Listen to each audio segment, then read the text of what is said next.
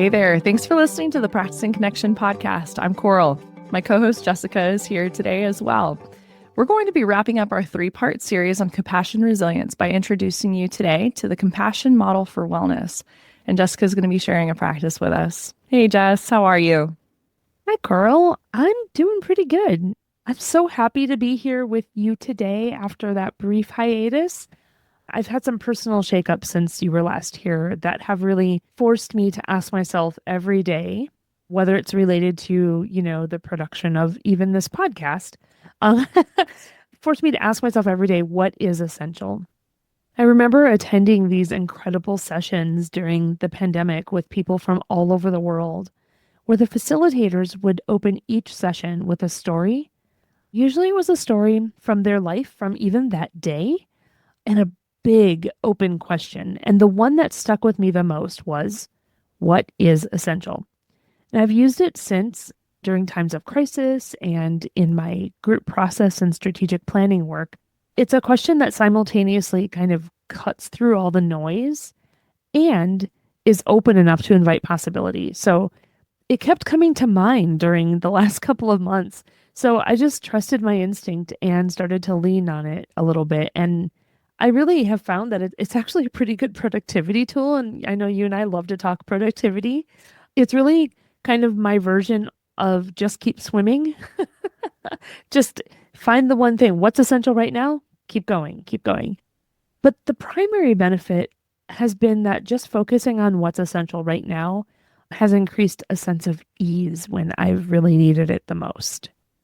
I love that so much, Jessica. And I, similarly to you, probably, I do a reflection each morning just as I'm a bit old school, setting my paper to-do list and outlining my schedule. And one of the spaces in the journal that I use, the planning journal, is just a guiding thought or a mantra for the day. And oftentimes I have a bucket in my brain, and the one that I need most that day will hit me. And very frequently it is only the essential is the guiding mantra. And that's been coming up a lot lately.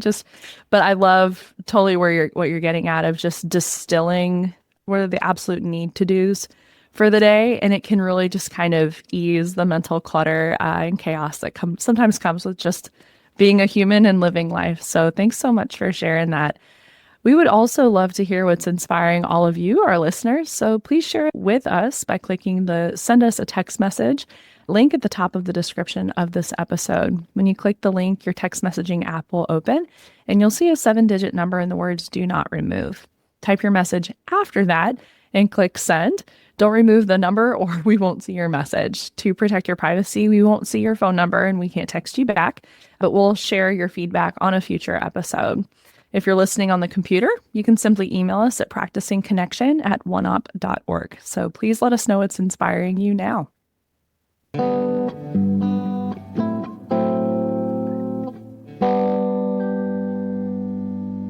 All right, let's learn more about using the compass model for wellness for building compassion resilience. Jessica, can you tell us a little bit more about the practice you'll be sharing today and also why you chose it? Yeah. Again, this is from the Rogers Behavioral Health Compassion Resilience Toolkit that you can find at compassionresiliencetoolkit.org. They have 3 different toolkits in one. One is for schools and school staff. One is for professionals in the health and human services sector. And one is for parents and caregivers. I participated in a multi-week training on this a few years ago to facilitate support circles. I chose this particular practice as a way to introduce the compass model of wellness, which is based on the work of Dr. Scott and Holly Stoner of Samaritan Family Wellness Center, which happens to be near my hometown. So, wanted to give them some credit. I've spoken about other models like the 8 Dimensions of Wellness from the Substance Abuse and Mental Health Services Administration and Total Force Fitness. These are all excellent models for building our resilience as professionals and leaders, and frankly, for using with our clients as well and the people that we work with. But what I specifically like about the compass model of wellness is the ease of remembering the different sectors, because there are only 4, and they are heart, mind, spirit, and strength. And each sector is broken down into 2 additional areas, but I still like the ease of remembering heart, mind, spirit, and strength. Mind includes the areas of work and organization. Strength includes the areas of stress resilience and care for body. Spirit includes the areas of core values and rest and play. And heart includes the areas of relationships and emotions. The other reason I wanted to choose this practice is that it builds on what we've already talked about on compassion resilience by using the sectors of the compass model for wellness as a guide to assess our fatigue and our resilience within each sector. It's such a simple reflection, but also really powerful and eye-opening when you notice those areas you're feeling fatigue and you identify what you can do about it. I am so intrigued. So let's get started. Jessica, can you walk us through how to use this? To start with, if possible, it's not necessary, but if possible, I recommend using the worksheet that we provided a link to in the show notes. For the moment, though, as you're listening, you can just consider the four, I'm going to call it quote unquote directions, the four directions of the compass model of wellness. And as I go over each one, consider whether you would rank your resilience in each as low, medium, or high, right? So think about, are you feeling like your resilience here is really good? So then you would rank it as high, or do you feel like your resilience in that area is not doing so good? So you'd rank it as low. And of course, you can always go with medium as well. Okay, so heart, which refers to resilience in relationships and emotions. Spirit refers to our resilience around living our core values and our engagement in recreational activities that we love, which is also called rest and play in the compass model. Strength refers to our stress resilience and how we care for our bodies. And mind is about doing meaningful work. And even organization includes organizations such as managing our time, money, and priorities. So next, now that you have a little bit of a sense of how you feel about your resilience in each of those areas, reflect on which section of the wellness compass you feel most fatigued in. Is it heart, spirit, strength, or mind? You would have rated your resilience as low. What resources do you reach out to when you're feeling fatigued in this area? And maybe for some of us, more importantly, what resources can you reach out to that maybe you haven't done so yet? And then finally, reflect on which section of the wellness compass you feel the most resilient. Was it heart, spirit, strength, or mind that you rated high? How do you maintain your resilience in this area?